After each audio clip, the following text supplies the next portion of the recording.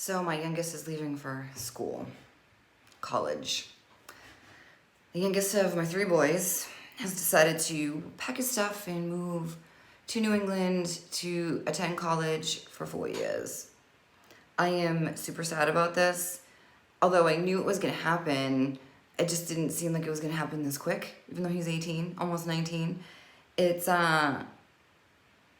difficult to accept that he's off to begin his life and I need to kind of start my life in a different way than I really wasn't thinking about doing it. You know, like when you get married, you think, okay, I'm married, gonna be married forever and this is gonna be great, blah, blah. And then life is like, haha, nope, we're gonna switch it up on you. And now things are a little different.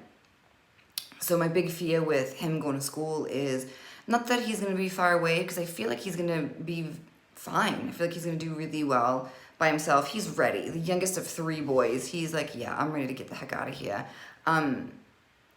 My big thing is on my end.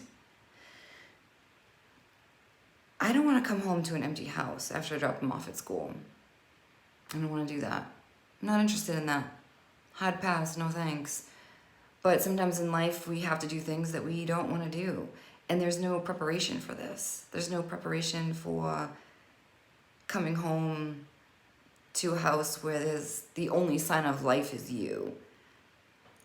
You know, I don't see him every day because sometimes he goes with his dad, but when he is here, even if I don't see him during the day because of different schedules and stuff, there's rapids or there's, you know, different things kind of moving around in the house, whether it's like stuff on the couch or his shoes or something. There's always some kind of sign of life, and he comes home at night, and when he does, we talk, and you know, sometimes it's super boring, I'm not gonna lie, but most of the time it's not, and I'm gonna miss that. And it's making me realize that in life, when we have expectations, it's when we kind of get a little bit let down, you know. So I kind of expected my life to be a little different. I didn't think when he went to school I would be living by myself. I didn't think that would be the case at all.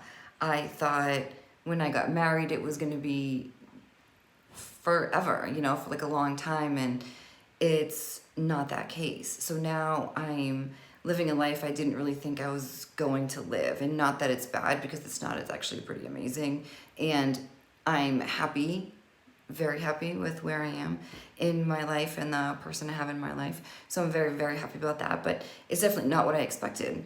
So it's being able to like duck and weave and adjust and, you know, figure out which way you need to go now. So now that he's gone, I feel like I'm going to be starting from like when I graduated from high school, because I became a mom at 17, and now I'm not going to be a hands-on mom anymore. My role is different, and now I have to adjust to that.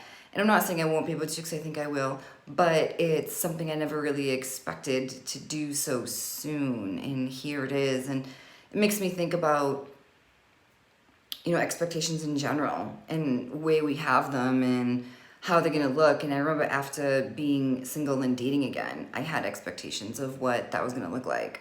I thought for sure it was gonna be easy. I thought it was gonna be like all these available people. All you do is just drive down the street and there's so many available. You just pick one and you just go home and everything's great, and it just like works out and you're a great fit and it's, you know, perfect and easy. And yet no, it's not easy at all. I know that sometimes there are people who are married and they think, oh, if I was single, I would date again and it would be so much fun.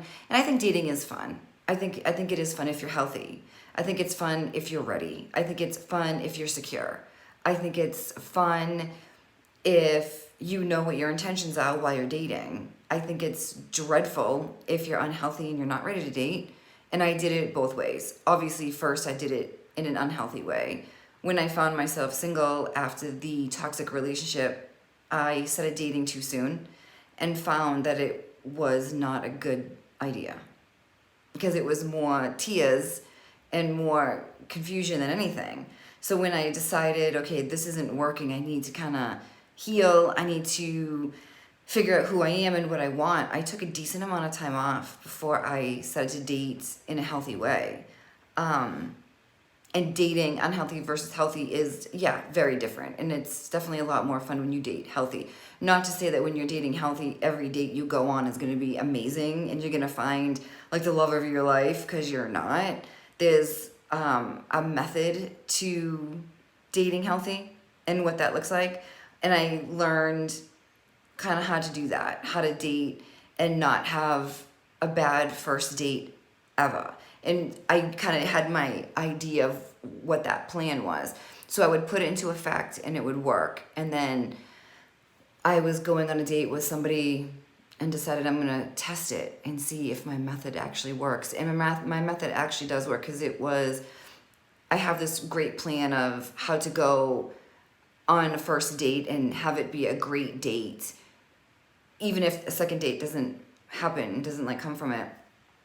So I have my system, and on this particular date, I did not use my system, and it was a horrible date.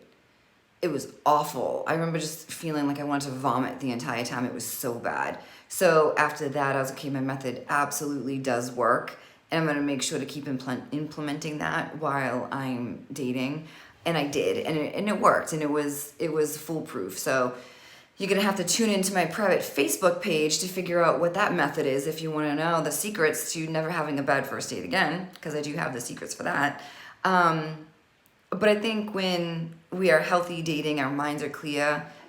We know exactly what we're looking for, what we're not looking for. We realize that if we're trying to attract somebody that's successful and healthy, we have to be successful and healthy. When we're not dating in a healthy way, we tend to keep finding like the person, like the sort of like the mirror image of like who we are, like maybe sad and miserable, or maybe still a little bit broken, maybe really not put back together the right way. And that's not gonna help us to feel better about ourselves at all. We're gonna be like, this person is miserable, but we don't realize at the time that's kind of what we're attracting, because that's like who we are. But when we're healthy mentally, physically, emotionally, we start to attract better. We start to bring better people into our lives. So having the expectation of, I'm a really great catch, any guy's lucky to have me, even though I'm kind of messed up from my last relationships, is not going to get you anywhere. It's not going to get you what you want. It's just not. Very rarely you're going to be a miserable slug of a person, and then all of a sudden you're going to attract these amazing, successful, mentally healthy people that want to deal with a slug. Unless you're looking for a slug farmer. Don't know if that's a thing or not, but if it is, maybe go to a slug farm. See if the farmer is cute. But I think it's more of being healthy mentally, because when you're healthy mentally, you normally make that decision to get healthy mentally for yourself, not for someone else. When I was doing my thing and healing and recovering, I wasn't like, okay, I gotta get healthy so I can find someone. I have to get healthy for me. I have to get healthy because I have 3 kids. I have to get healthy because I have a sister and a niece and a nephew, and a brother and niece and nephew. And I have people in my life that I want to spend time with and actually enjoy it. I want to make really good, happy, fun memories. Back when I was recovering from my toxic relationship, the only relationship I was really working on was that with alcohol and Taylor Swift's album. And it wasn't super fun. So then when I decided, okay, this isn't working for me anymore, and I decided to get healthy, I did it for me. And it just so happened that when I did it for me, I was able to attract someone pretty amazing into my life. Surprise, how that works, right? So if I didn't work and get to the point of being as healthy as I am now, this person would have looked at me and been like, no, this one belongs at the slug farm, and I don't go to the slug farm. I didn't want to be at the slug farm, so I had to get where I wanted to be. And I'm leaps and bounds from where I used to be, where I was miserable and sad and didn't really want to do much. And then I got used to being by myself, and I really put the work in and really healed and really got to this point of true happiness. Then I was able to attract someone pretty legit into my life. Now, when you attract someone that's amazing into your life, there's another step, which is keeping them in your life and figuring out how to do that, how to keep yourself happy and healthy, but also maintain a healthy relationship with somebody else. And is that easy? No, it's not easy.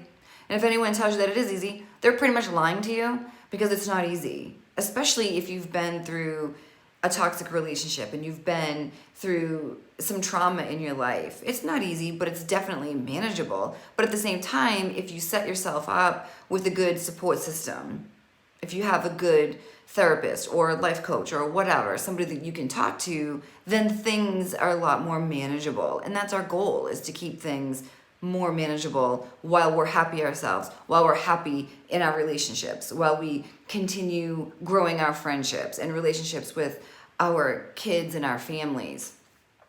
So it's not always easy, but it's definitely possible, and it's definitely worth the journey. It definitely is. I wouldn't change anything I've been through in my life, because where I am today is a place I never imagined I would be. And even though it can be difficult at times, it's super happy. And I never thought I would ever be this happy after being so miserable and so sad. And I love the life I live, and I love the added happiness I get from another person that just throws so much happiness into my life. And I wouldn't change a thing. Not one thing I've been through in my entire life. Not one thing. Because if I did, then I wouldn't be where I am today. And today, yeah, it's a good place to be.